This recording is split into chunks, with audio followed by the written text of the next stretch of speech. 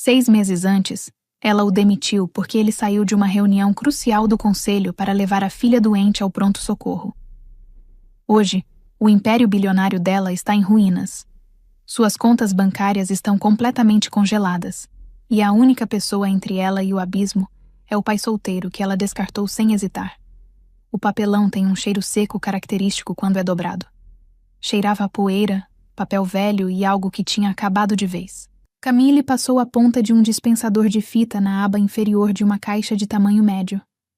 O som da fita sendo puxada quebrou o silêncio, ecoando pelas janelas do chão ao teto do seu escritório de canto. O barulho parecia alto demais. Rompia o silêncio que havia tomado conta do 72º andar do edifício Westgate, um lugar que, a partir das 9 da manhã, já não era mais dela. Ela se levantou e alisou a frente do blazer de lã cinza escuro. Era uma peça feita sob medida em Milão, que custava mais do que um carro comum. Ainda assim, de repente, o tecido parecia áspero contra sua pele. Suas mãos, normalmente firmes o bastante para apontar um laser para um gráfico trimestral em queda sem tremer, agora vacilavam levemente. Ela apoiou as palmas na superfície fria e polida da mesa de mogno para se estabilizar. A audiência de falência havia terminado fazia 1 hora. Não houve gritos nem dramatização. Apenas uma juíza de olhar cansado e uma pilha de pastas pardo claro falando em tom monótono, dissolvendo formalmente 12 anos de conquistas corporativas implacáveis. O conselho de administração havia abandonado tudo 3 semanas antes, entregando-a a uma empresa de private equity hostil para salvar as próprias indenizações milionárias. Uma combinação de dívidas alavancadas, pressão regulatória e fraudes internas acelerou a queda mais rápido do que qualquer um previa. Ela olhou ao redor da sala. O que alguém leva quando perde um império? Ignorou as capas de revista emolduradas, Forbes, Fortune, Time. Seu rosto nelas, com o queixo erguido e olhar firme, celebrada como a rainha absoluta do capital de risco. Eram pesadas, protegidas por vidro espesso. Ela não queria carregar aquele peso. Também não queria encarar a própria versão do passado, a mulher que acreditava ser intocável. Em vez disso, pegou um pequeno peso de papel de latão em forma de touro. Estava frio. Deixou cair dentro da caixa de papelão. O som foi seco e definitivo. Depois colocou uma caneta tinteiro de alta qualidade. A tinta já havia secado na ponta. Em seguida, um par de óculos de leitura reserva. Abriu a gaveta inferior da mesa. Lá dentro, organizados com precisão, estavam seus itens de emergência. Um par de sapatos baixos, uma garrafa lacrada de uísque caro e um espelho de bolso prateado. Pegou o espelho e abriu. A luz fluorescente do teto projetava sombras duras em seu rosto. Seus cabelos loiros, normalmente presos em um coque impecável, tinham uma mecha solta caindo sobre a bochecha. A pele abaixo dos olhos estava marcada pelo cansaço, com um tom escuro e profundo. Ela fechou o espelho com um clique e o jogou na caixa. A porta se abriu com um leve som. Camille não se mexeu. Não levantou o olhar. Os liquidadores estão no andar de baixo, Sra. Westgate, disse uma voz. Era um dos seguranças. Ela não sabia o nome dele. Nunca se preocupou em aprender o nome de ninguém abaixo do nível de diretor. Me dê 2 minutos, respondeu Camille. Sua voz saiu firme, surpreendentemente estável, um tom baixo e rouco que não revelava o pânico que vibrava dentro dela. Fui orientado a recolher seu cartão de acesso agora, senhora. Camille finalmente se virou. O guarda estava parado de forma desconfortável na porta, com os polegares presos ao cinto. Ele não olhava para o rosto dela, mas para um ponto vazio ao lado. Parecia constrangido. Aquilo, mais do que a decisão judicial, fez o estômago dela se contrair. Ela odiava a pena. Tinha gosto metálico na garganta. Enfiou a mão no bolso do blazer, retirou o cartão preto pesado com chip dourado e caminhou até ele. Não entregou diretamente. Apenas deixou cair sobre a mesa de vidro ao lado. O som foi seco. Pode ficar, murmurou pegando a caixa. Caminhar até o elevador parecia exigir um esforço absurdo. O salão aberto, que antes era cheio de telefones tocando e vozes agitadas, agora parecia abandonado. Os monitores desligados encaravam como olhos negros e vazios. Uma folha de papel deslizava pelo carpete, movida pelo ar-condicionado.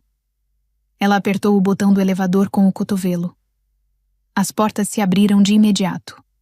Ao entrar e ver as portas se fechando, isolando-a de tudo o que construiu, uma pressão sufocante tomou seu peito. Respirar ficou difícil. O ar parecia pesado, sem circulação. Ela se apoiou na parede espelhada, sentindo a caixa pressionar suas costelas. Tinha 38 anos. Tinha $42 na carteira. Suas contas offshore estavam congeladas pela SEC. Sua cobertura no Upper East Side estava bloqueada pelo banco. Ela havia queimado todas as pontes, confrontado todos os mentores e afastado todos os amigos para chegar ao topo. Agora estava no fundo. E não havia proteção alguma. O elevador chegou ao saguão. Camille endireitou a postura, apertou os dentes e saiu para o calor intenso da tarde. O cheiro de asfalto quente e lixo urbano veio como um impacto pesado. Ela não olhou para trás. Apenas seguiu andando. A placa de neon do lado de fora piscava com um zumbido constante. Um brilho vermelho atravessava as cortinas finas e empoeiradas do quarto do motel. Era um lugar barato em um bairro que ela antes só via pelas janelas escuras do carro. O quarto cheirava a mofo, parcialmente mascarado por um produto de limpeza com aroma artificial de pinho. Camille sentou na beira do colchão, que afundava no centro. A colcha tinha um padrão floral desgastado, áspero ao toque. Ela encarou a tela rachada do laptop pessoal. O único laptop pessoal que ainda não havia sido apreendido, provavelmente ignorado no congelamento inicial de bens. Ela atualizou a página do banco. Saldo disponível. Bloqueado. Fundos retidos para análise regulatória. Atualizou novamente. Nada mudou. O dinheiro ainda estava lá, mas completamente inacessível. Uma risada seca escapou. Não havia humor nenhum naquilo. Era só a reação do cérebro diante da ruína total. A fome apertava o estômago. Ela não comia desde o dia anterior. Pegou a bolsa, saiu do quarto e conferiu a fechadura frágil atrás de si. Caminhou 2 quarteirões até uma lanchonete aberta 24 horas. O ar estava carregado com cheiro de café queimado, gordura e xarope barato. O chão grudava levemente sob seus sapatos caros. Ela se sentou em uma cabine no fundo. O estofado rachado deixava a espuma à mostra. Uma garçonete de olhar cansado se aproximou e deixou um cardápio plastificado na mesa. Café? Preto. E uma torrada simples. Camille manteve o olhar baixo. Quando a garçonete saiu, o olhar dela foi atraído para a mesa do outro lado. Um homem estava sentado com uma menina pequena. A criança, com cerca de 6 anos, desenhava em um papel com um giz curto. O pai observava com um sorriso leve, limpando o ketchup do rosto dela com um guardanapo. Camille prendeu a respiração. Uma lembrança fria atravessou sua mente. David. Ela fechou os olhos. O som ambiente desapareceu, transformando-se em um ruído distante. 6 meses antes, a sala de reunião cheirava a produto de limpeza caro e tensão. As projeções do trimestre estavam em queda. Camille caminhava de um lado para o outro na ponta da mesa, criticando de forma metódica sua equipe de análise de risco. David estava sentado mais ao centro. Era um analista sênior, discreto, excelente com números, mas sempre com a aparência de quem precisava dormir melhor. O celular dele, apoiado sobre a mesa de mogno, acendeu. Logo depois vibrou. Em seguida começou a tocar. Na sala de reuniões de Camille, um telefone tocando era quase imperdoável. Ela interrompeu o passo. Virou o olhar azul, frio, diretamente para ele. A sala inteira ficou em silêncio. David pegou o telefone às pressas, o rosto perdendo a cor. Olhou para a tela e o pânico tomou conta de sua expressão. Ele se levantou de repente, a cadeira arrastando no chão de madeira com um ruído alto. Eu preciso atender, disse, com a voz falhando. É a enfermeira da escola. Minha filha tem asma severa. Ela está em crise. Eu preciso ir ao hospital. Camille não demonstrou reação. Nenhuma empatia. Para ela, era apenas uma interrupção. Ela enxergava aquilo como fraqueza. Estamos no meio de uma reestruturação, David, respondeu, em um tom baixo e controlado. Senhorita Westgate, por favor, ela não consegue respirar. Ele já pegava o laptop, com as mãos tremendo. O cheiro de suor nervoso e café velho parecia impregnado nele. Se você sair por aquela porta, nem precisa voltar. Camille disse isso de forma seca, sem emoção. David parou por um instante. Olhou para ela de verdade. Seus olhos castanhos estavam abertos, misturando incredulidade e repulsa. Ele não discutiu. Não implorou. Apenas virou as costas e saiu da sala com pressa. Camille fez um leve gesto para o responsável do RH. Providencie a demissão dele por abandono de função. Em seguida, voltou sua atenção às projeções. Agora, sentada na lanchonete, a lembrança não fazia Camille chorar. Só reforçava o quanto ela estava sozinha. Sua frieza havia construído tudo o que tinha. Mas quando tudo começou a ruir, não havia ninguém ao lado dela. Foi ela mesma que criou esse vazio. Aqui está. Camille se assustou levemente quando a garçonete colocou uma caneca branca lascada e um prato com torradas na mesa. O café derramou um pouco, formando uma mancha escura sobre a superfície. Camille mastigou a torrada seca com dificuldade. O gosto lembrava madeira. Bebeu o café mesmo quente, deixando queimar a língua. Precisava sentir alguma coisa além do peso do fracasso. Quando a conta chegou, era de $4,50. Camille abriu a carteira e tirou o último cartão de crédito que tinha. Colocou na bandeja. Minutos depois, a garçonete voltou, com expressão neutra. Cartão recusado. Camille travou. Um zumbido tomou seus ouvidos. Pode tentar de novo? O chip pode estar com problema. Já tentei 3 vezes. A garçonete cruzou os braços. Tem dinheiro? Camille olhou dentro da carteira. Nada. Ela havia usado o último valor no pagamento do quarto barato. Um calor de vergonha subiu pelo corpo. Era humilhante. Ela já tinha aprovado negócios de bilhões e agora não conseguia pagar uma conta simples. Suas mãos se moveram quase no automático. Ela soltou o relógio do pulso devagar. Um Rolex de prata. Colocou sobre a mesa com cuidado. O som do metal tocando a bandeja foi baixo. Ela hesitou por um instante. Você pode segurar isso? Eu volto para pagar. A garçonete franziu a testa, desconfiada. Não posso aceitar isso. Camille não respondeu. Apenas se levantou. Suas pernas pareciam pesadas. Saiu da lanchonete rapidamente, como se estivesse fugindo. O ar da madrugada era frio. Ela respirou fundo, como se estivesse voltando à superfície depois de muito tempo submersa. A cidade naquele horário tinha uma beleza dura. A luz dos postes refletia no asfalto molhado. Sirenes distantes ecoavam. Camille caminhou por muito tempo. Seus sapatos, feitos para conforto em ambientes luxuosos, agora machucavam seus pés. Cada passo era um lembrete da sua queda. Depois de um tempo, chegou a uma pequena praça próxima ao distrito financeiro. Era quase irônico estar ali. Os prédios altos se erguiam no escuro, silenciosos. Ela se sentou em um banco de concreto frio. A temperatura atravessou a roupa rapidamente. Ela apertou o casaco contra o corpo. Estava exausta. Não apenas fisicamente. Era um cansaço profundo. Um desejo de parar. Durante toda a vida ela lutou, controlou, venceu. Agora, aquele impulso simplesmente não existia mais. Ela olhou para a saída do metrô próxima, observando o vapor subindo no ar frio. Por um momento, pensou em desaparecer. Passos interromperam o silêncio. Eram firmes, constantes. Aproximavam-se pela lateral. Camille não virou o rosto.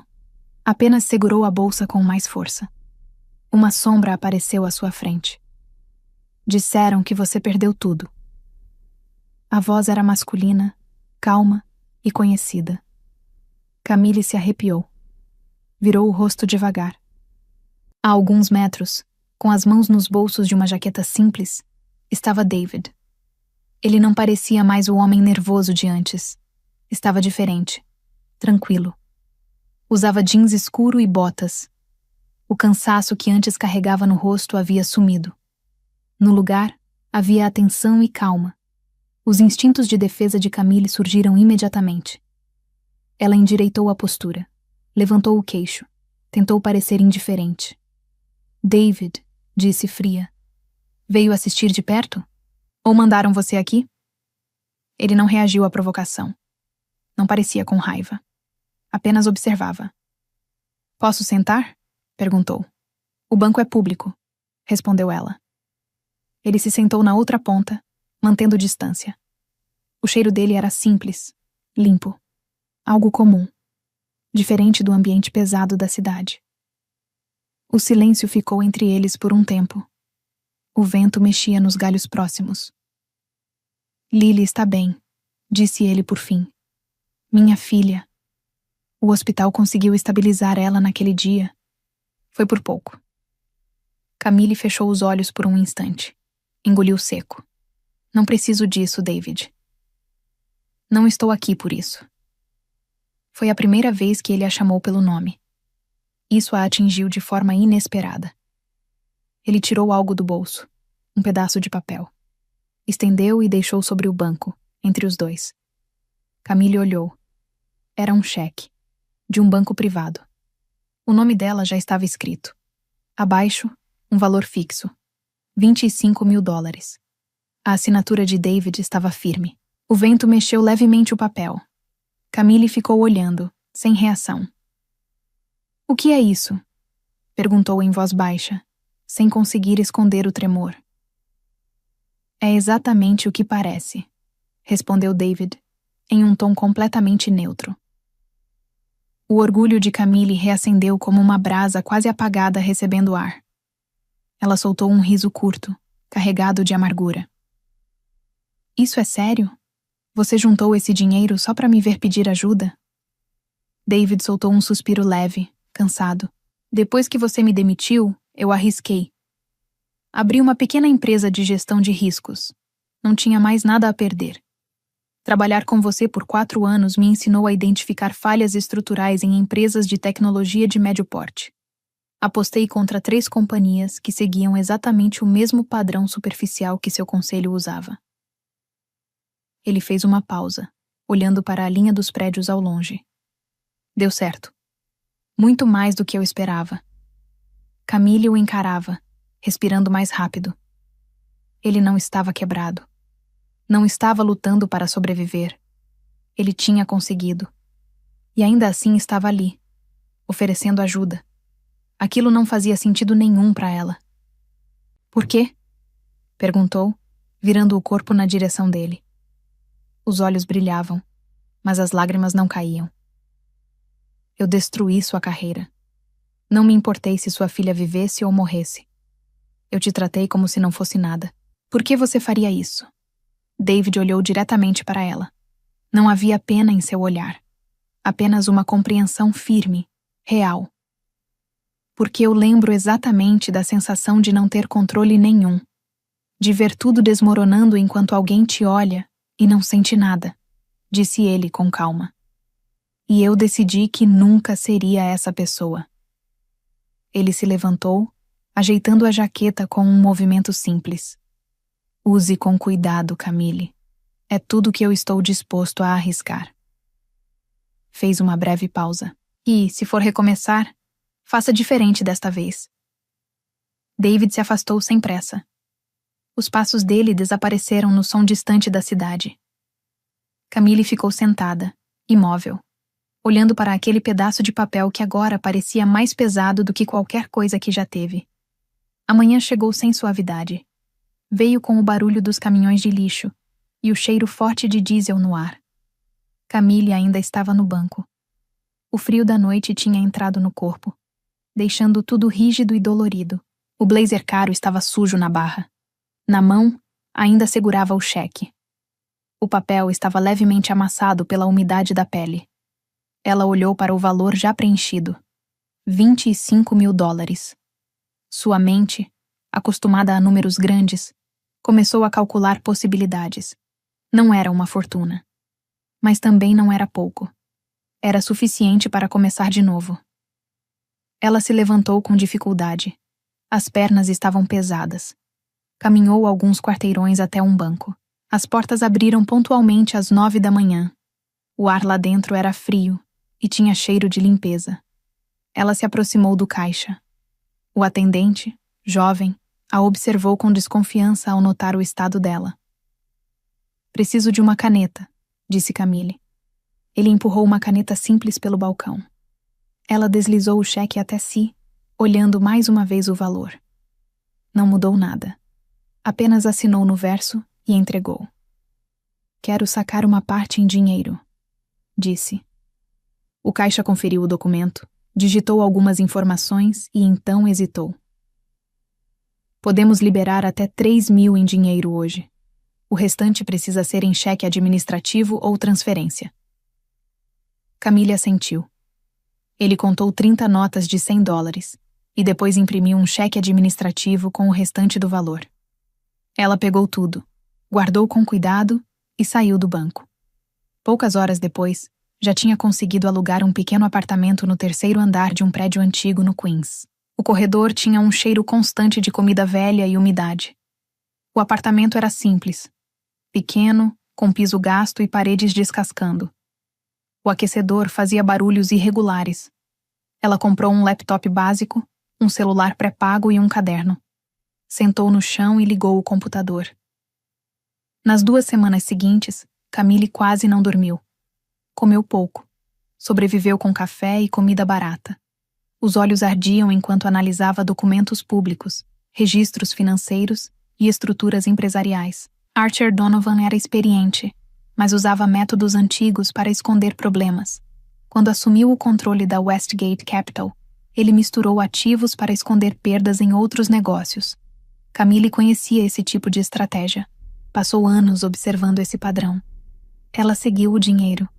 Cruzou dados, comparou registros. Depois de vários becos sem saída e tentativas frustradas, finalmente encontrou o ponto crítico. Em um documento de uma subsidiária, estava a prova. Archer havia usado fundos de pensão como garantia para levantar capital. Algo ilegal. A assinatura digital era dele. Camille fechou o laptop lentamente. Ficou olhando para o teto manchado. Um leve sorriso apareceu. Frio. Contido. Não era mais sobre status. Era sobre controle. 4 semanas depois, o saguão do grupo Donovan estava impecável. Ar frio, cheiro suave, tudo organizado. Camille estava sentada perto dos elevadores. Usava um terno simples, bem ajustado. Nada luxuoso. O cabelo preso de forma prática. Na mão, apenas uma pasta. O elevador se abriu. Archer Donovan saiu, conversando com seu advogado. Camille se levantou. Não bloqueou o caminho. Apenas se posicionou de forma que ele a visse. Archer parou ao reconhecê-la. O sorriso dele desapareceu. A cor desapareceu do rosto dele com uma rapidez impressionante, deixando a pele em um tom acinzentado e irregular. Ele a encarou como se ela tivesse voltado dos mortos. "Archer", disse Camille. A voz saiu neutra, sem aquela intensidade exagerada que antes marcava os confrontos na sala de reuniões. "Camille." Ele se recompôs quase de imediato, ajustando a gravata de seda. Um sorriso arrogante apareceu no canto dos lábios. "A segurança costuma ser mais rígida. Como você entrou? Está procurando vaga de analista? Ouvi dizer que você está se desfazendo dos seus ativos. Preciso de 5 minutos. No seu escritório", completou ela. "Receio que minha agenda esteja completamente..." Camille não levantou o tom. Apenas se inclinou levemente para a frente, encurtando a distância entre eles, e disse em voz baixa 3 palavras. "Plano de pensão da Cypress Holdings." A expressão confiante de Archer desapareceu. Os músculos do maxilar se contraíram com tanta força que ela percebeu o leve estalo dos dentes. Ele virou-se para uma advogada. Nos dê 10 minutos. A sala de canto era muito parecida com a que ela havia perdido, alguns quarteirões ao norte. Archer caminhou até a grande mesa de vidro, mas permaneceu de pé. Ele cruzou os braços. O que você quer, Camille? Uma compensação? Você não tem poder de negociação. Foi derrotada legalmente. Camille colocou a pasta no centro da mesa impecável. O som foi seco. Eu não quero compensação, respondeu, caminhando devagar até a janela do chão ao teto. Observou a cidade lá fora. Quero minhas patentes da Coretech de volta. O sistema de negociação algorítmica que desenvolvi antes da aquisição. E quero que a cláusula de não concorrência seja anulada. Archer soltou um riso curto, embora a voz denunciasse tensão. Essas patentes são o que mantém a Westgate Capital de pé. Valem centenas de milhões. São mesmo, confirmou Camille, virando-se para ele. Mas não valem 20 anos de prisão federal por fraude eletrônica e uso indevido de fundos de pensão. Ela indicou a pasta com um leve movimento de cabeça. Rastreei transferências para o Chipre. Tenho autorizações digitais e cópias do livro Razão. Cópias desses arquivos já estão com um advogado independente, com instruções claras para divulgação caso algo aconteça comigo. Archer encarou a pasta sem tocá-la. Sabia exatamente o conteúdo. Você vai destruir a empresa, disse entre dentes. Vai acabar com o próprio legado. Eu não me importo mais com a empresa, respondeu Camille. A leveza da frase a surpreendeu. Ela está comprometida. Você fez isso. Fique com os imóveis. Fiquem com as subsidiárias infladas. Fiquem com o conselho que me traiu. Mas o algoritmo é meu. Transfiram os direitos para a holding que criei, anulem a cláusula de não concorrência e eu encerro esse assunto. Archer apoiou as mãos na mesa e se inclinou. Os olhos estavam carregados de ódio. Você é um monstro, Camille. Você me ensinou bem, Archer, respondeu ela com calma. Deixe tudo pronto até às 3 horas. Ela não esperou resposta. Saiu da sala, e a porta pesada se fechou com firmeza atrás dela. O bairro era completamente diferente do distrito financeiro. Barulhento, desorganizado e cheio de vida. As marquises balançavam com o vento. O cheiro de comida se misturava ao de metal quente vindo de uma oficina próxima. Camille conferiu o endereço em um papel amassado. Parou diante de um prédio simples de 2 andares. A placa dizia Miller Risk Management. Ela abriu a porta. A recepção era pequena, com um balcão vazio e 2 cadeiras gastas. O som constante de servidores vinha do fundo. David saiu de uma sala lateral com alguns relatórios nas mãos e parou ao vê-la. Não parecia irritado nem superior. Apenas surpreso. Camille ficou parada no centro da sala. Pela primeira vez em anos, sentia-se exposta. Sem cargo, sem status, sem proteção. Apenas uma mulher usando um terno simples. Ela pegou o cheque administrativo na bolsa, caminhou até o balcão e o colocou ali. 16.500, disse ela firme. 15 mil do principal mais 10% de juros ao mês. David se aproximou devagar. Olhou o cheque e depois para ela. Você pegou 15? Era o suficiente, respondeu. Cruzou os braços, incomodada com o tecido áspero da roupa. Recuperei a Coretech. Abri uma nova empresa. Pequena. Só eu e um laptop em uma cozinha no Queens. Mas é minha. David assentiu. Bom. O silêncio entre eles era pesado. Camille olhou para o chão. Aquela era a parte difícil. Você estava certo, disse com esforço, sobre a fragilidade da empresa. Eu estava focada em crescer e ignorei os problemas na base. Ela respirou fundo e o encarou. E eu estava errada sobre você, sobre aquele dia. Era o mais próximo que já tinha chegado de um pedido de desculpas. Ainda parecia insuficiente. David a observou por alguns segundos, sem expressão. Então pegou o cheque, dobrou com cuidado e guardou no bolso. Desculpas aceitas, disse em tom baixo, sem sorriso, sem dramatização, apenas reconhecimento. Se precisar de análise de risco para seu novo negócio, acrescentou ele, virando-se para sair. Minha empresa cobra valores competitivos, mas não trabalhamos aos fins de semana, tempo para a família. Camille sentiu algo diferente no peito. Não era euforia, nem adrenalina. Era respeito. Vou lembrar disso, respondeu. Ela saiu para a rua movimentada. Não tinha mais império, nem sala de canto, nem jato particular. Mas enquanto caminhava em direção ao metrô, seus passos eram firmes e totalmente seus. Uma combinação de dívidas alavancadas, pressão regulatória e fraudes internas acelerou a queda mais rápido do que qualquer um previa. Bom, a história mostra que poder sem empatia cobra um preço alto. Camille construiu tudo baseada em controle e frieza, mas foi justamente isso que a deixou completamente sozinha quando tudo desmoronou. O ponto mais forte não é a queda dela, mas o contraste com David.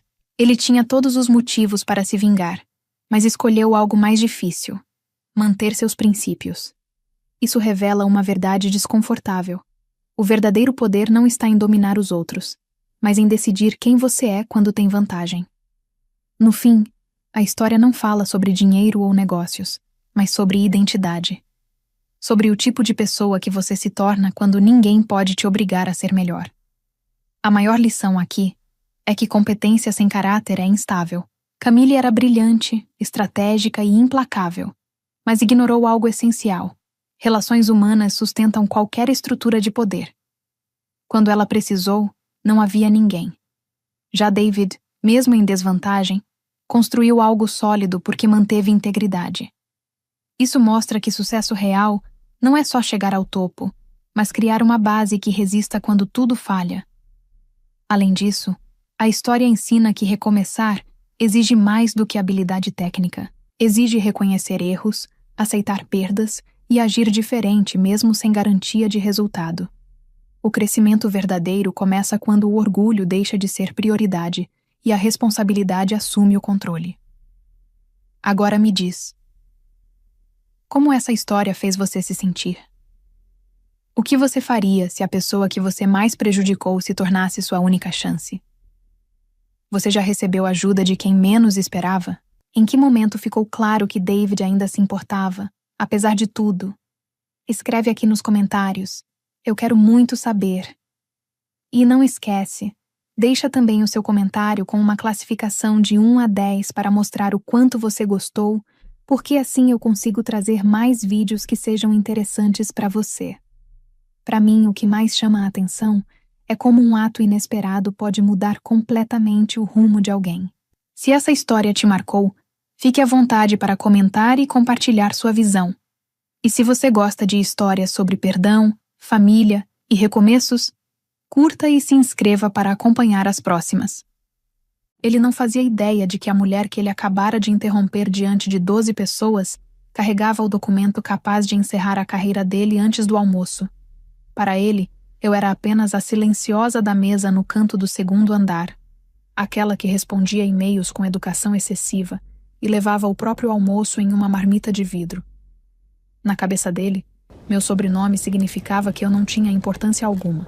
Ele nunca se perguntou por que uma contadora sênior com 21 anos de empresa ainda dirigia o mesmo carro hatch desde os 30 anos, nem por que meu passaporte permanecia esquecido em uma gaveta, enquanto o restante da gerência viajava para Queenstown em fins de semana de planejamento estratégico. Para ele, viver de forma simples era sinônimo de pensar pequeno. Esse foi o primeiro erro que o sobrinho do fundador cometeu, e não seria o último naquela manhã. Meu nome é Hannah Whitcomb. Tenho 49 anos e trabalho na Marston & Greer Manufacturing, em Lower Hutt, desde os 28. Produzimos fixadores industriais, parafusos, arruelas e sistemas de ancoragem para pontes e parques eólicos. Nada chamativo. Nada que apareceria na capa de uma revista.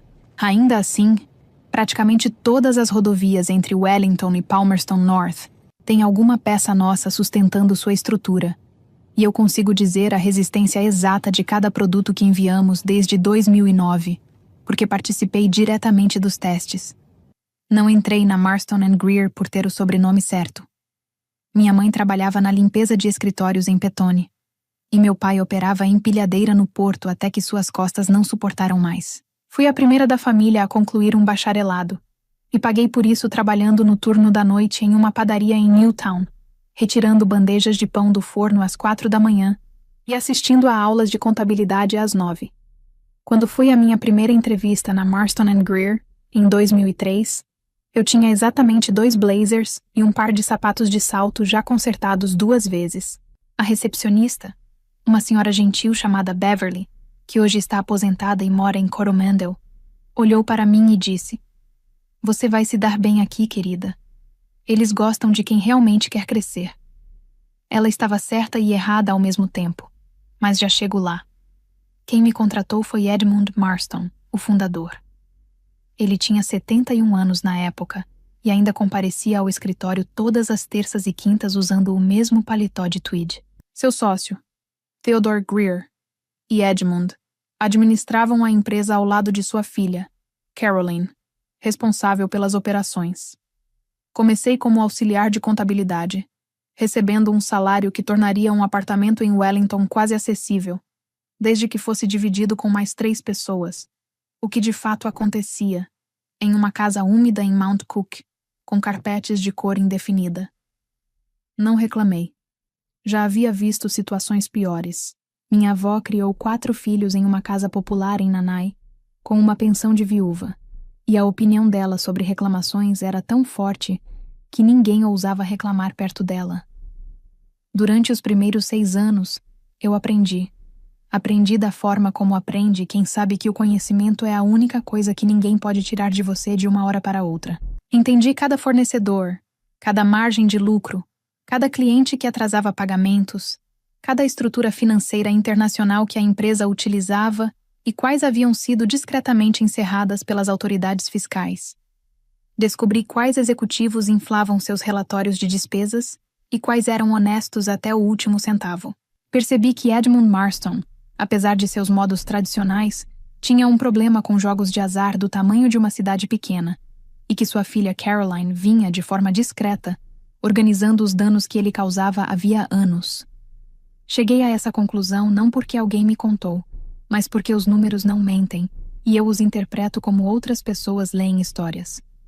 Em 2009, a crise financeira global nos atingiu da mesma forma que atingiu a todos. Os pedidos caíram 40%. Edmund havia comprometido uma parte significativa de sua participação na empresa para financiar uma especulação imobiliária em Auckland, que deu muito errado. Caroline entrou no meu escritório em uma tarde de quarta-feira, fechou a porta e perguntou se eu entendia algo sobre dívidas em dificuldade. Respondi que tinha estudado o assunto. Ela soltou uma risada cansada e disse que, se eu encontrasse uma saída, ela não esqueceria. Foi nesse momento que fiz meu primeiro movimento. Não o grande, mas o pequeno. Aquele que passaria despercebido por muito tempo. Procurei o banco com base em sinais públicos de dificuldade financeira e nas condições gerais do mercado, sem utilizar qualquer informação interna confidencial da empresa. A instituição estava se preparando para executar o empréstimo garantido de Edmund, o que levaria a uma venda forçada de suas ações por uma fração do valor real e provavelmente dividiria a empresa. Eu havia economizado cada centavo desde o início, vivendo de forma extremamente simples e indo trabalhar a pé sempre que possível. Também herdei uma pequena quantia da minha avó em Nainai, que, como descobri depois, havia comprado discretamente um terreno em Tawa, em 1962 por quase nada, e viveu lá até falecer. A propriedade foi vendida pelo espólio, e minha parte foi de $42.000 neozelandeses. Somando com minhas economias, eu tinha $91.000 neozelandeses aplicados em um depósito a prazo no Kiwi Bank.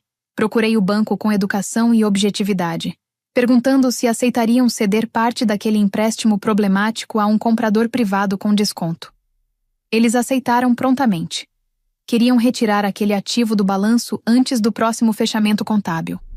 Comprei a primeira parcela, com valor nominal de 84 mil dólares neozelandeses, pagando 51 mil dólares neozelandeses. Fiz isso por meio de uma pequena holding criada com um advogado em Petone chamado Enari Tipene, um homem discreto na casa dos 60 anos que havia cuidado do espólio da minha avó e que, em toda a minha experiência, nunca disse uma palavra desnecessária. Isso aconteceu em 2010. Eu tinha 33 anos. Dirigia um carro hatch com um amassado no para-choque traseiro, morava de aluguel em um apartamento de um quarto em Berhampore e passava a ser, de forma indireta e estruturada legalmente, credora da empresa que me pagava o salário, por meio de uma holding independente, com acompanhamento jurídico externo para evitar qualquer conflito de interesse. Edmund nunca soube. Caroline nunca soube. Para o banco, eu era apenas uma holding chamada Tipian Capital, registrada em Lower Hutt, com um endereço correspondente a uma caixa postal. O empréstimo possuía uma cláusula de conversão em seus termos originais, aceita por Edmund em 2007, quando contratou a linha de crédito. Caso determinadas obrigações não fossem cumpridas, a dívida poderia ser convertida, a critério do detentor, em ações ordinárias da empresa a um preço previamente definido. Ele concordou com isso porque, na época, não conseguia imaginar que um dia enfrentaria a inadimplência. Em 2010, ele já havia violado 3 dessas cláusulas. Apenas não sabia que alguém estava acompanhando tudo de perto. Eu não converti a dívida naquele momento. Fazer isso teria consolidado minha posição e acionado exigências legais de divulgação para as quais eu ainda não estava preparada. Em vez disso, mantive a posição. Renegociei discretamente os termos por meio do escritório de Renari para dar a Edmund mais tempo e permitir que a empresa se recuperasse gradualmente. Caroline encontrou sua própria forma de atravessar a crise. A empresa resistiu. Edmund preservou seu orgulho. Eu mantive meu segredo guardado. Nos 14 anos seguintes, repeti o mesmo movimento outras 4 vezes. Sempre que a Marston & Greer precisava de liquidez que os bancos recusavam, sempre que um acionista antigo queria sair e não encontrava comprador, sempre que um título problemático ligado à empresa surgia no mercado secundário, a Tipian Capital aparecia, de maneira discreta e educada, por meio de Renari. O conselho nunca investigou a fundo a origem da Tipian Capital, tratando-a como um investidor institucional comum, sem consolidar totalmente os impactos das estruturas de dívida conversível ao longo dos anos. O diretor financeiro da época, um homem chamado Patrick Bevin, era do tipo que respondia e-mails em 17 segundos e lia contratos em 8. Ele viu a Tipian Capital registrada em Lower Hutt e presumiu que fosse um fundo familiar. Não estava completamente errado. Era, de fato, da minha família. Apenas uma família composta por uma única pessoa. Comprei dívidas. Adquiri ações preferenciais de um diretor que se aposentou em 2014. Comprei outro lote em 2017, quando Edmund finalmente se retirou, e parte de seu patrimônio passou por reorganização entre seus 3 filhos adultos. Também adquiri um pequeno lote de ações ordinárias da própria Caroline em 2019, quando seu marido recebeu o diagnóstico de câncer e ela precisou de dinheiro com urgência. Nunca revelei que era eu. Renari conduziu toda a operação. Ela aceitou a proposta porque o valor era justo, porque confiava em Renari e porque não fez perguntas desnecessárias. Quando o conselho revisou a estrutura societária da empresa pela última vez, em 2020, os acionistas listados eram os mesmos de sempre. Caroline Marston Bell, com seu bloco familiar, 2 diretores antigos com pequenas participações, o plano de ações para funcionários com sua fatia modesta e, ao final da lista, a Taiping Capital Holdings Limited, com 11,2%. Ninguém se incomodou. Ninguém questionou. Era uma participação pequena o suficiente para passar despercebida.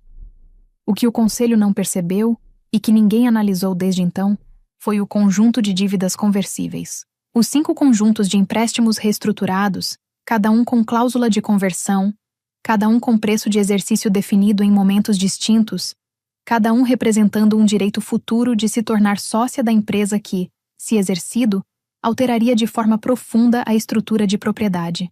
Em teoria, nas condições adequadas, a Taiping Capital poderia converter essas posições e, junto às ações preferenciais, transformá-las em ações ordinárias, o que, mediante aprovação regulatória e cumprimento das exigências legais de divulgação, poderia resultar em uma participação de até 53,4% do capital social emitido.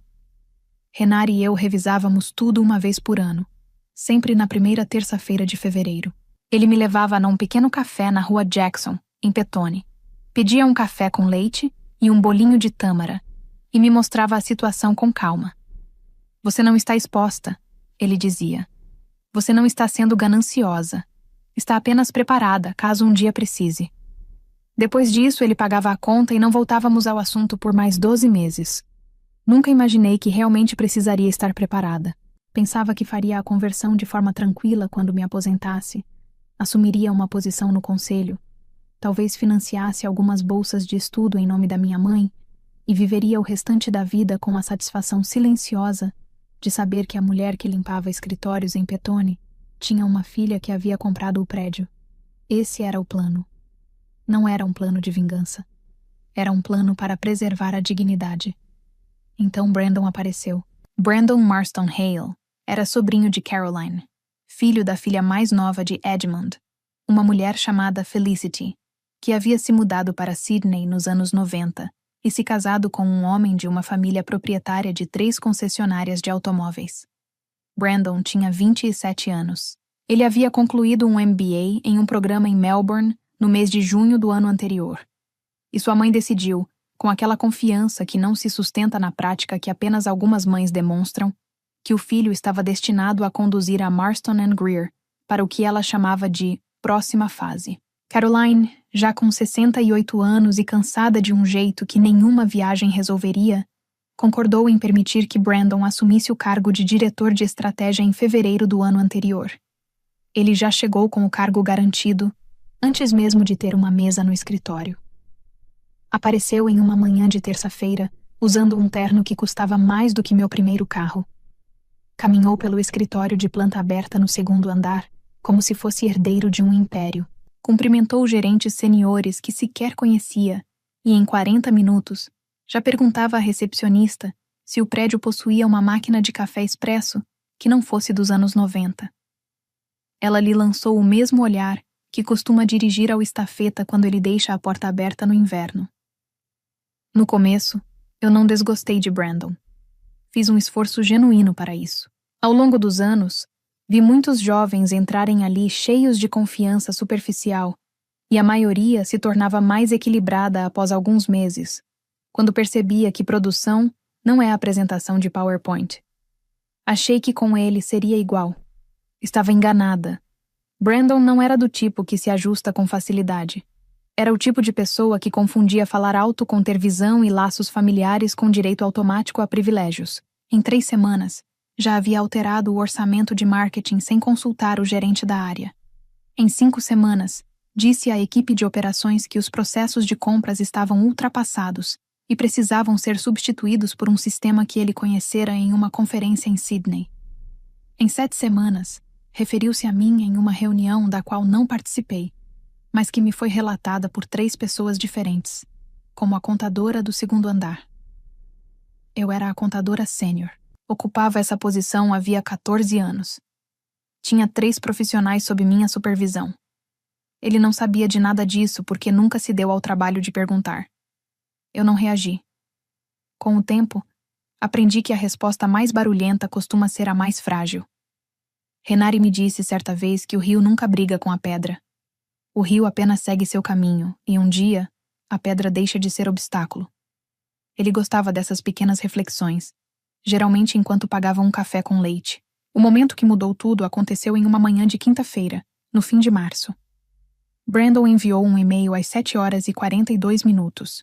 Entre os destinatários estavam eu, o diretor executivo, o diretor financeiro, o chefe de operações, o responsável por vendas, 3 gerentes regionais, 2 diretores não executivos, o secretário da empresa e 4 integrantes da equipe de transformação recém-contratada por ele, cujas qualificações pareciam se resumir ao fato de terem estudado na mesma universidade que ele. O assunto do e-mail era reestruturação da área financeira com efeito imediato.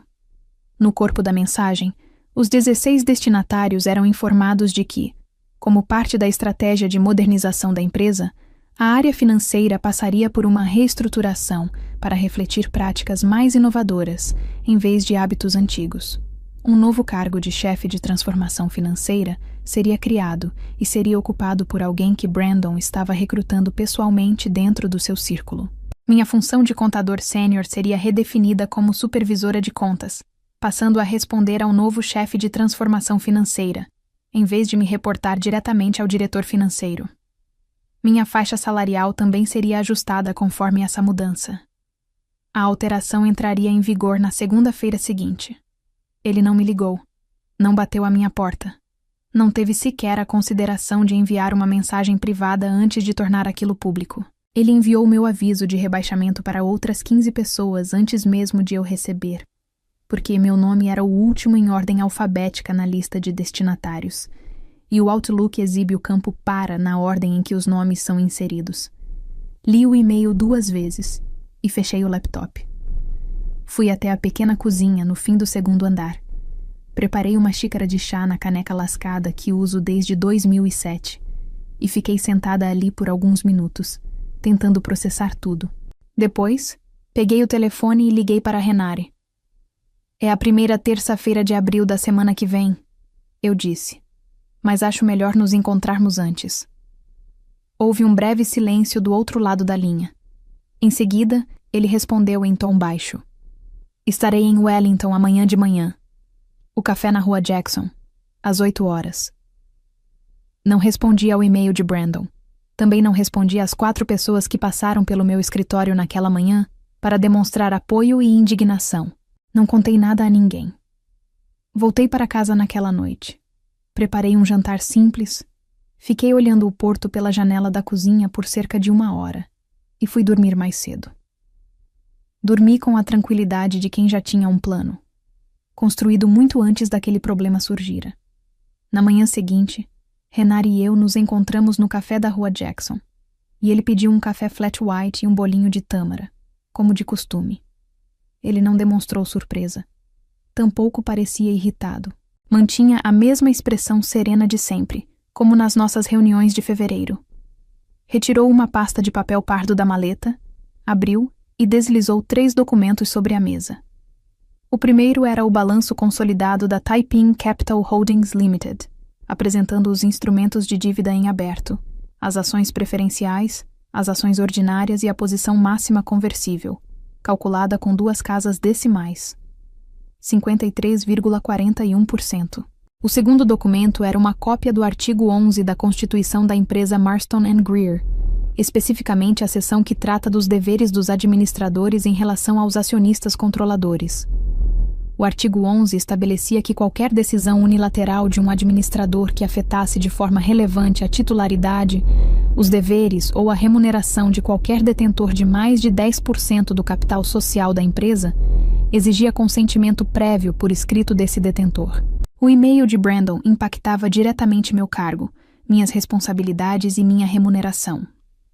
A Taiping Capital já possuía 11,2% das ações ordinárias, antes mesmo de qualquer conversão ser considerada. Brandon violou o artigo 11 no instante em que clicou em enviar. O terceiro documento era uma minuta de notificação de conversão. 5 parcelas de dívida conversível. Todos os critérios atendidos. Todos os cálculos revisados por uma empresa independente que Renare havia contratado anteriormente, como parte de uma revisão preventiva das estruturas financeiras. O aviso estava pronto para ser registrado no órgão competente. Estava datado, mas ainda sem assinatura. Renare havia deixado o campo da assinatura em aberto, como fazia todo mês de fevereiro há 14 anos. "Estamos prontos?" perguntou ele. "Ou ainda não?" Observei o documento por um longo tempo. Pensei na minha mãe, que limpou escritórios em Petone por 31 anos, e que certa vez tirou meio-dia de folga não remunerada para ir à minha formatura, porque era a única forma de estar presente. Pensei na minha avó em Nanai, que sustentou 4 filhos com a pensão de viúva, e conseguiu comprar um terreno em Taua, com o dinheiro que economizou caminhando até o ponto de ônibus, e seguindo a pé por mais 20 minutos. Pensei em Beverly, a recepcionista, que no meu primeiro dia me disse: Você vai se dar bem aqui, querida. Pensei na caneca lascada. Pensei na decisão de Brandon. Estamos prontos, respondi. A notificação foi protocolada às 16h17 daquela tarde. De acordo com a lei das sociedades, a mudança na titularidade efetiva deveria ser divulgada em até 5 dias úteis. Renari iniciou imediatamente os procedimentos necessários para a divulgação, que foi realizada dentro dos prazos regulatórios aplicáveis. Nos dias seguintes, após o cumprimento dos trâmites legais e registros obrigatórios, foi formalmente reconhecido que a Taiping Capital Holdings Limited havia exercido seus direitos de conversão em 5 instrumentos distintos e que, mediante aprovação regulatória e cumprimento das exigências legais de divulgação, poderia resultar em uma participação de até 53,41% das ações ordinárias emitidas. O comunicado referia-se ao capital social da Marston & Greer Manufacturing Limited. Junto a ele, havia um pedido, feito nos termos do Estatuto da empresa, para a convocação de uma Assembleia Geral Extraordinária de Acionistas, respeitando os prazos legais aplicáveis, estimados em cerca de 14 dias, com o objetivo de tratar de questões de governança decorrentes de uma recente violação do artigo 11. A secretária da empresa, uma profissional cautelosa chamada Margaret O'Sullivan, que ocupava o cargo havia 9 anos, leu o comunicado 3 vezes. Depois disso, entrou na sala do CEO e fechou a porta. Em seguida, o CEO foi até a sala de Caroline e também fechou a porta. Pouco depois, Caroline pegou o telefone e ligou para o presidente do conselho, um ex-executivo bancário chamado Donald Easterbrook, e disse: Donald, temos um problema. A Assembleia Geral Extraordinária aconteceu na segunda quinta-feira de abril, na sala de reuniões do 3º andar do prédio. Compareci usando o mesmo blazer que vesti na minha entrevista em 2003, guardado todos esses anos, em parte por valor sentimental, e em parte porque lã de boa qualidade realmente dura. Sentei-me na cadeira destinada ao acionista controlador, a mesma que Edmund Marston costumava ocupar. Brandon chegou com 4 minutos de atraso, usando outro terno caro, e não entendeu por que a reunião só começou depois que ele se acomodou na ponta da mesa. Donald Easterbrook iniciou a sessão com uma breve declaração. Confirmou que o registro de ações havia sido verificado de forma independente por uma empresa externa.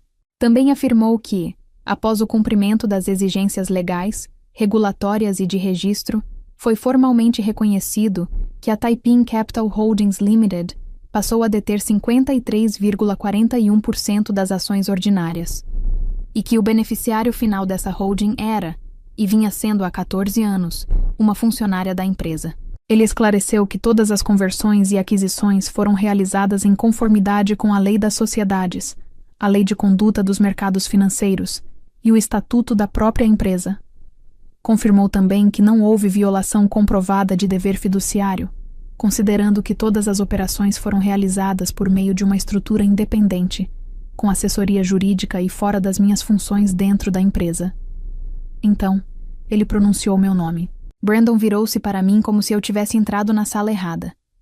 Seu rosto mudou de expressão em poucos segundos. Primeiro confusão, depois incredulidade e, por fim, uma compreensão fria e gradual. Ele abriu a boca para falar, mas Donald o interrompeu. Senhor Marston Hale, disse ele, o acionista controlador tem a palavra. Eu me levantei. Eu não tinha anotações. Não precisava.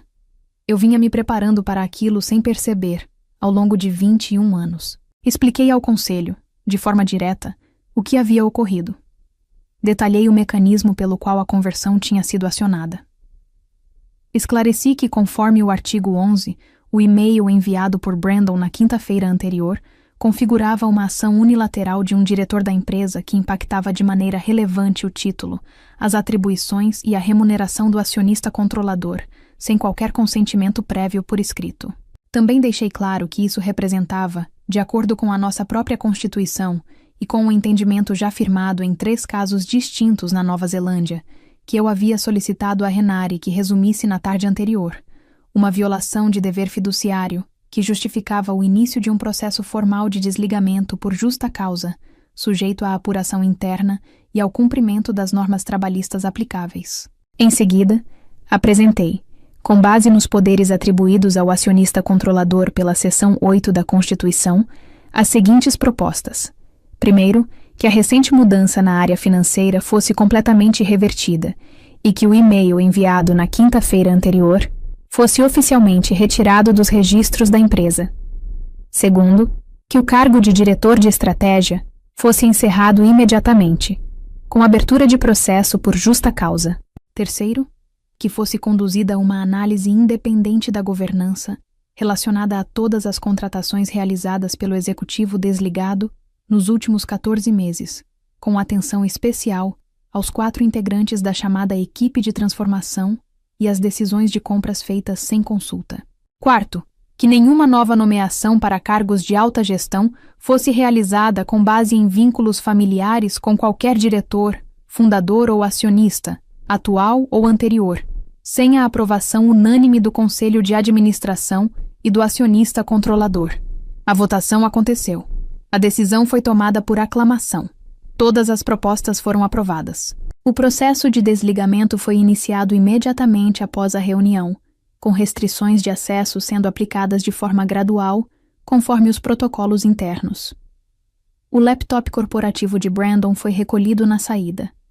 O retrato dele, encomendado 3 meses antes com despesas pagas pela empresa e exposto no hall de entrada ao lado dos retratos mais antigos de Edmund e Theodore, foi retirado discretamente naquela mesma tarde pelo mesmo funcionário da manutenção que o havia instalado. O quadro foi guardado em um armário no térreo, onde, até onde sei, permanece até hoje. Os 4 integrantes da equipe de transformação foram colocados em licença remunerada enquanto aguardavam a revisão de governança. 3 deles pediram demissão em menos de uma semana. A quarta, uma jovem que realmente vinha entregando um trabalho consistente em um canto do espaço aberto, recebeu uma proposta efetiva para integrar a equipe de operações, com uma remuneração mais adequada. Ela aceitou, e pelo que me disseram, está muito bem. Caroline foi até meu escritório na segunda-feira seguinte. Fechou a porta e se sentou na cadeira à minha frente, a mesma em que havia se sentado 15 anos antes, quando me perguntou sobre dívidas problemáticas. Ficou me observando por um longo tempo. Então perguntou: Hannah, era você em 2014? Fiz que sim com a cabeça. Ela continuou: e em 2017. Confirmei novamente. E o bloqueio para mim em 2019. Assenti mais uma vez. Ela cobriu o rosto com as 2 mãos e riu. Uma risada verdadeira. Metade alívio, metade constrangimento. Depois disse: ainda bem que era você. Sou a acionista controladora da Marston & Greer Manufacturing há 9 meses, mantendo formalmente minha posição como contadora sênior, por decisão estratégica aprovada pelo Conselho. Dirijo o mesmo hatchback. Levo meu almoço na mesma marmita de vidro. Tenho uma nova responsabilidade. Passei a ocupar o lugar que antes era de Edmund no Conselho. Caroline continua como CEO. Donald segue como presidente do Conselho. A fábrica está mais ativa do que esteve nos últimos 5 anos, em parte porque encerramos 3 contratos de consultoria que Brandon havia firmado e que não geravam nenhum resultado concreto, e em parte porque o clima da equipe melhorou de forma significativa. Isso é difícil de medir em uma planilha, mas qualquer pessoa que já trabalhou em um escritório de verdade percebe isso desde o momento em que entra. Financiei uma bolsa de estudos na Universidade Victoria em nome da minha mãe. Financiei outra na Universidade Massey em nome da minha avó. As bolsas são destinadas a estudantes que são os primeiros de suas famílias a ingressar na universidade e que escolhem contabilidade, finanças ou direito. Cada bolsa cobre integralmente as mensalidades e oferece uma ajuda de custo por 3 anos. Minha mãe, que ainda está viva e mora na mesma casa em Petone, chorou quando contei a ela. Minha avó, que já faleceu, provavelmente diria que foi um exagero para algo que, no fim, era bastante simples. Quero deixar uma mensagem final, porque se você chegou até aqui, acredito que merece ouvir isso. A posição de maior influência em qualquer ambiente quase nunca pertence a quem fala mais alto. Pertence a quem tem a memória mais consistente e a documentação mais organizada. Títulos podem ser dados por qualquer pessoa, mas a posse precisa ser construída, paga, formalizada, registrada e preservada. Ninguém pode tirar de você aquilo que você construiu em silêncio ao longo de décadas, porque, quando percebem, já estão usufruindo disso. Tenha paciência, seja preciso. Guarde seus comprovantes. Leia as letras miúdas de cada contrato que assinar e leia novamente. Economize mais do que imagina necessário, porque o mundo costuma oferecer oportunidades exatamente quando a maioria das pessoas não pode aproveitá-las, e quem consegue agir nesses momentos é quem muda tudo depois. Confie em profissionais discretos e competentes. Um bom advogado em um escritório pequeno, numa rua pouco movimentada, pode valer mais do que um escritório com paredes de vidro e vista para o porto. Não avalie seu valor pelo barulho que os outros fazem sobre si mesmos.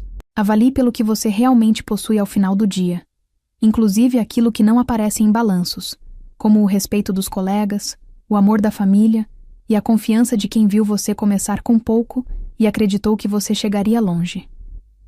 A verdadeira força não está em provar valor constantemente, mas em construir algo que fale por você quando for necessário. Hannah nunca buscou reconhecimento imediato, nem validação externa. Enquanto muitos competiam por atenção, ela acumulava conhecimento, controle e posicionamento estratégico. A história mostra que o mundo não recompensa apenas quem aparece, mas principalmente quem entende as regras invisíveis do jogo. Em ambientes onde o barulho domina, o silêncio bem planejado se torna uma arma poderosa. O erro de Brandon não foi apenas subestimar Hannah. Foi ignorar a profundidade que existe por trás daquilo que parece simples. No fim, não é sobre vingança, é sobre preparo. E quem está preparado, não reage. Decide. A maior lição dessa história é que valor real não depende de percepção imediata, mas de construção consistente ao longo do tempo. Hannah não tentou mudar a forma como era vista. Ela mudou sua posição dentro do sistema. Enquanto outros buscavam crescimento rápido e visível, ela investiu em algo mais sólido, controle estrutural. Isso exige disciplina, paciência e visão de longo prazo. Muitas pessoas perdem oportunidades porque querem reconhecimento antes de terem base. Hannah fez o oposto. Construiu base antes de qualquer reconhecimento. E quando o momento chegou, ela não precisou convencer ninguém de nada. Os fatos já estavam organizados, documentados e protegidos. No mundo real, quem domina os bastidores frequentemente define o que acontece no palco. E entender isso muda completamente a forma como você joga o jogo. Agora me diz, você já passou por situações em que entregou valor real, mas não recebeu reconhecimento? Em algum momento confundiu competência com visibilidade? Ou percebeu que estava construindo dentro de uma estrutura que nunca foi feita para te valorizar? Como você reagiu a isso? Escreve aqui nos comentários, eu quero muito saber. E não esquece, deixa também o seu comentário com uma classificação de 1 a 10 para mostrar o quanto você gostou, porque assim eu consigo trazer mais vídeos que sejam interessantes para você. Se essa história te fez pensar diferente, já deixa o like e se inscreve no canal, porque aqui cada história não é só uma narrativa, é uma nova forma de enxergar o jogo.